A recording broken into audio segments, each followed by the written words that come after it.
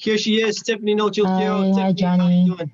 Yeah, I'm doing great. Yeah, it's at the hotel now, the quarantine week. Yeah. We got to ask you, what inspired your haircut for this bout? Kind of always wanted to do it, so I did it after circuit breaker in Singapore. Yeah, it's just like kind of a tick off my bucket list actually. Nothing like really significant. Yeah. You look good. You look like a warrior. Thanks. Yeah, I like the new cut too. It's really convenient. Training, showering, everything's just easier. Yeah. We got a couple questions from the media from across the globe. Okay. I'm going to jump straight into it, okay? Okay, yeah. This one is from Overtime Heroics Mixed Martial Arts. In your first match with Xiong, she overwhelmed you and wore you down in the later rounds. Do you expect her approach to be the same in this one? I would think so. Yeah. So I've watched a few of her past few fights. That's what she does to most of her past opponents. Later in the rounds, they get overwhelmed by the punches, and I would think that coming to this fight will be a similar game plan for her. Yeah. Another question here from Leon Jennings of Asian Persuasion MMA. What did you learn from Xiong's last two bouts with Angela Lee? And what do you think you need to do better or differently to get your hands raised? Yeah, so from her past two fights with Angela, so let's talk about the first fight first, where it was at the strawweight, right? Yeah, so I think you were in the corner too. Yeah, so she did a really great job. She won that fight. Yeah, and she's a really tough girl, man. I thought the armbar was pretty tight, and she didn't tap to it and weathered through the storm, and came out with the win in the fourth round or fifth round, I think. Yeah, so I think she'll be. Yeah, she has good cardio for sure. I foresee this bout going, into the championship rounds. Yeah, so I have to. Yeah, I'm ready. Cardio is good. Yeah, they all have to prep for this. Yeah. What did you see in the second bout? The second bout, I don't feel like it was a good reflection of how she would usually fight, because I feel like she dropped down, to a lower weight, and I felt like she was significantly weaker in strength. I would say it was her first time at atomweight. Yeah, so I didn't really pay much attention to that fight at atomweight. Yeah. Next question here, again from Leon Jennings. What improvements or changes are you expecting to see from Jing Nan as a result of her move into Evolve MMA? I would think that Evolve will work on her all different aspects of her game. I mean, it's a training ground with all the different disciplines and martial arts. They have Muay Thai, they have boxing, jiu-jitsu, wrestling. Yeah, so I think they will work on the different disciplines of the game and give her a good game plan leading up to this fight. Yeah. You've been building a lot of momentum into this one, two incredibly tough wins leading up to this one, but there's an atomweight Grand Prix coming up. Do you see yourself jumping into that mix? I'm not too sure about making atomweight, man. It's kind of a big cut for me. Yeah. Yeah. So I might. I mean, if there's the option to, I would have to do a trial cut and see how I feel at that weight first. Because I've never fought at that weight. I'm not sure how I would feel at that weight either. Yeah. Yeah. Big things ahead on you Friday night. Next question from Conan. Regardless of the results, let's scratch that. I just asked you that question. Okay. Next question. You lost to Jing Nan in 2018. Yeah. What would you do differently this time around? Yeah. So that's a question. That's a question that many people have been asking. What's the difference, right? The first time I met versus this time. So yeah. So after that loss, I realized that there were a lot of loopholes in my game. That was like 2-3 years ago, and after that loss, I had to reevaluate my whole game. And over the past 2 to 3 years, I had the time to address all these weaknesses in my game. And coming up on this coming Friday, I hope that everyone sees a different version of me. Yeah. That was one of the big things Jing Nan talked about as well. She said the biggest thing that she saw from you as an athlete over this course of this last 2 years was that your mental game was a lot stronger. Oh, okay, thanks. Question from Fight Game Asia. I just asked that as well. I'm going to scratch that again. Sorry. That's okay. You've improved a lot, obviously, in the last 2 years.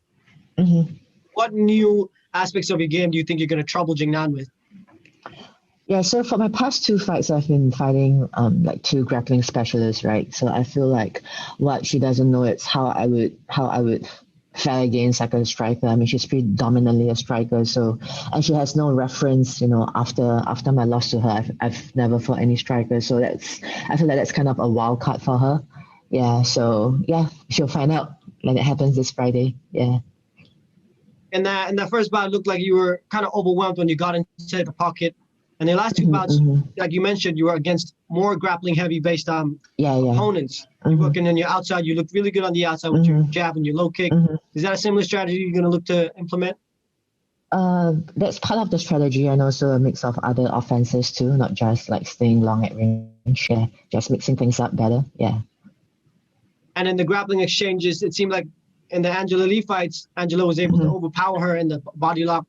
Similar game plan, maybe a blueprint for you? Yeah, maybe. Yeah, we'll find out. Can't give too much away, right? Yeah. How do you feel heading into this bout? You feel like you're at your best, and mentally, how do you feel for this bout compared to the one in 2018? Yeah, definitely more mentally and physically prepared. It's not just the mental part. So after my last fight against Ayaka Miura, I kind of all knew that this fight was gonna happen. It's just a question of when, right? And when this whole pandemic happened, I thought I wouldn't be fighting until like in 2021. So I'm really glad that One Championship managed to push this through and make this event happen.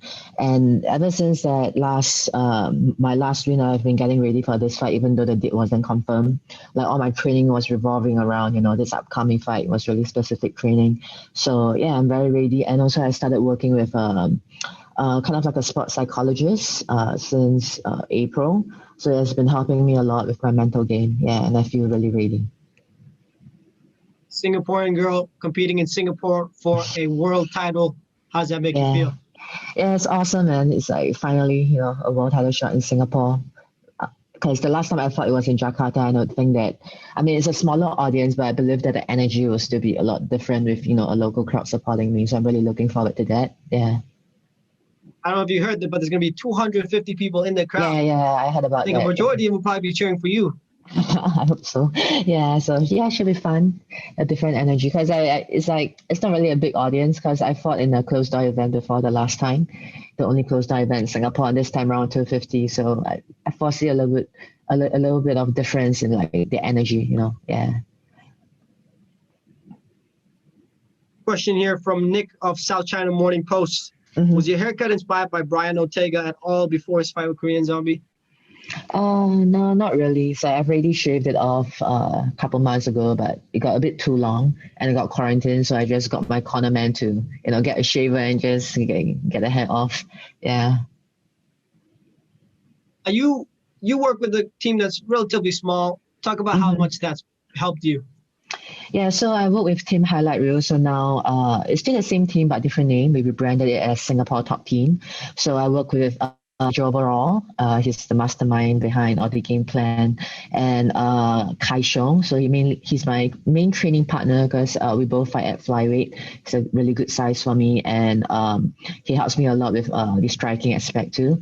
And Dominic, he's more of the wrestling guy. So he was part of the national wrestling team, but he stopped competing. Yeah, so these are the three main guys. And also I have a strength coach, Han Performance. You can check him out on Instagram.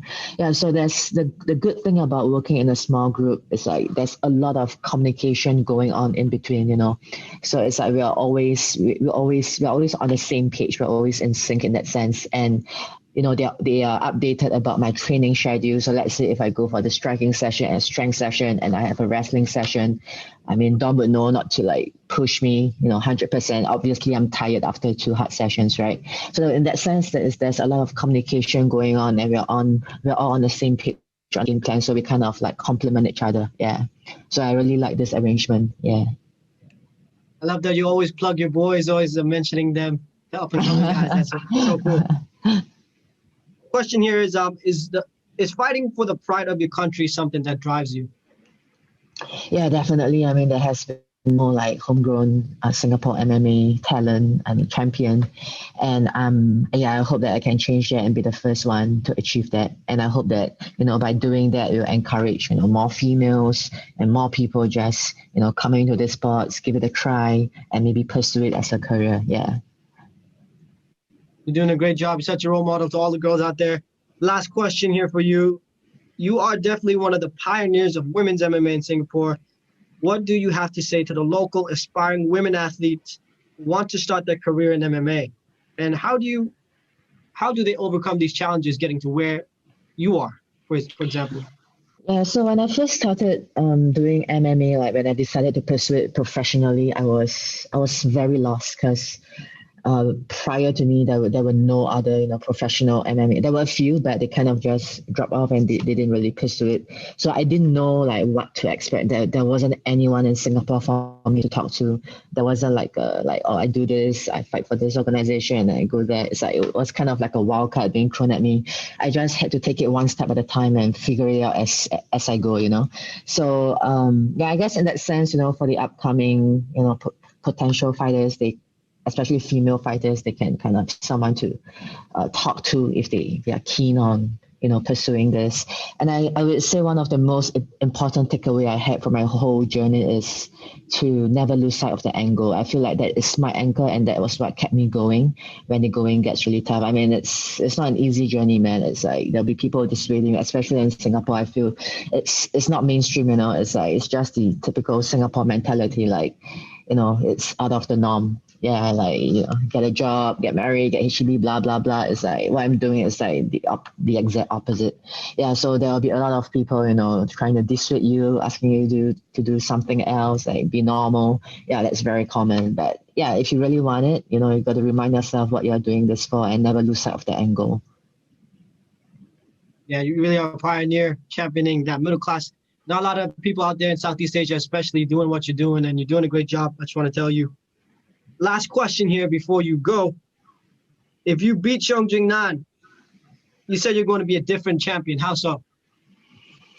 Yeah, so like I was saying that, yeah, so that whole topic came about when I was talking to, I think, SCM, South China Morning Post. Yeah, so they were asking about, how does it feel like to be fighting for the title the second time, right? Yeah, so I told them that the first time when I fought for the title, I felt like the title meant a lot more to me because I felt like we both earned the title shot. Like Jing Nan, she came in, she had a big win in one championship, and then I built my record and I worked my way to the championship, and it was the first time there was this strawweight title when we first fought. So after that, yeah, I felt like the two girls who were the contenders for the title, it's like they kind of didn't earn their shot. Like nobody heard about them. Not to say they are not good fighters or anything, but it's just that I felt like there were other girls in the division. Like back then, there was Michelle Nicolini. She had a few wins in the division. I mean, I understand that the strawweight is kind of a weird division in the sense that it's a very small division. It's hard to have like it's so different from the atomweight, right? The atomweight has like a huge pool of fighters, but the strawweight is just like way smaller. So I guess it's kind of weird in that sense too. So I hope that when I become the champ, I want to change this. I feel like the title shot should be you should earn that shot, work your way up the ranks, and not just like just come into the division, 0 wins in the division, and right straight to the title shot. Yeah. Tiffany, we know you got another press conference to head to. We've got one more question for you. Okay. Overtime MMA heroics. Mm-hmm. Do you have strong emotions coming into this fight, especially because Xiong was the one who took away your undefeated record? Not really. It's like I've already like let go of what already happened. Now my mind is just focused on what's coming next. So I mean, it's already happened, right? Nothing I do can actually change the past. So I've decided to, let it go. Now it's time to focus on what's ahead, and that's the only thing that's on my mind now. I'm really excited to watch this one Friday night. Thank you so much for your time, Tiffany. Thanks, Johnny. All right, see you around.